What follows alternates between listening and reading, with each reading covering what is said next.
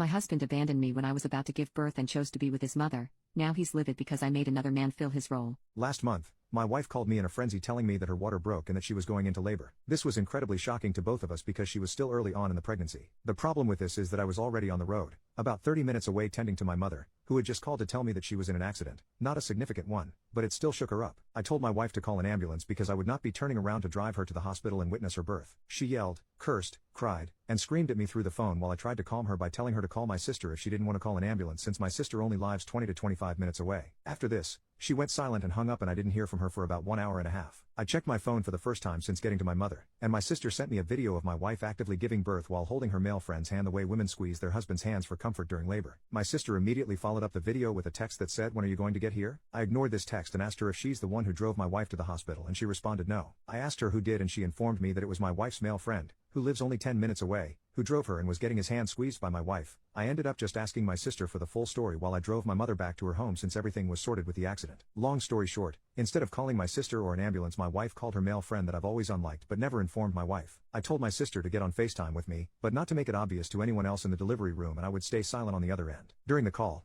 I saw my wife's friend rubbing her back, wiping her tears, comforting her when she screamed and cried, etc. I couldn't bear the sight and I ended the FaceTime and told my sister to inform my wife that I would be at the hospital the next day after work whenever she got out of labor. My sister called almost 2 hours later to tell me she left the hospital and that my wife would be staying the night. The next day around 3 to 4 p.m. when I went over to the hospital to see my wife and newborn son, she was not trying to hide her anger and saltiness from anyone in the room. That included mostly my family and some of hers. When I asked her why she was acting this way, she rolled her eyes and told me to leave her the F alone in front of everyone. Later when I tried to hold my son, she snatched him from my hands. In this hospital visiting hours ended at 8 but all of the guests excluding me left by 6. When we were alone I finally got the chance to have a conversation with her about why she was being so salty on a memorable day that should have been filled with love and joy. She responded by getting angry and mumbling something about my audacity to miss her birth and be surprised that she's angry. I'm not proud of this, but in response, I called her a cheater for inviting another man into the delivery room in place of her husband. This spiraled into a short full-blown argument between us that eventually ended when a NICU nurse came back with a baby. It's been a month since then and my wife only refers to our son as her son, her baby, etc. I've tried to get closer to her by sitting down and trying to have a deep conversation about our family's future, and she flat out told me that she was never having another child with me after what happened,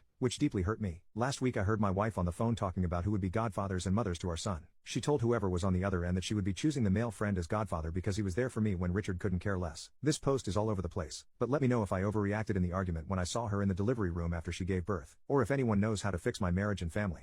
Update: 4 days later. I'm the wife from that post. A friend found it and sent it to me anyway. I decided to make an account to respond, clear some things up and tell my side of the story as briefly as I could. Yes, I did call my husband to tell him that my water broke and he did tell me that he wouldn't make it and to call an ambulance or his sister, who has called me a slur to my face before, so I don't know why he thought this would be a good idea lol. I did not call his sister because we don't get along and I have a friend that lives closer to us. He ends up driving me to the hospital and his sister pulls into the lot almost right after us. Don't know how she knew I was going. So now I'm in pain, scared, upset at my husband, and have someone I don't like with me during my most vulnerable moments. I was holding my male friend's hand because, why wouldn't I be? Now, it was very obvious that sister-in-law was recording me in some way because she was basically isolating herself from everyone else in the room with her phone to her chest and pointing at me. I didn't think that she was on FaceTime with anyone, I just thought she was filming me, which is equally as weird. I'm not sure why I brushed it off and or didn't ask about it when I was more stable. My husband did in fact show up the next day around 4 p.m. and tried to act like nothing happened, and I was very moody and rude to him, which was probably very immature of me. This later broke out into an argument after everyone left where he called me a cheater and I also said some very nasty things. I have been isolating me and my son away from him as much as I can and trying to be less dependent on him in some aspects. The reason for this is because I feel that I can't trust him to keep my son safe or change his diaper or pour my breast milk into a bottle and feed him, or burp him,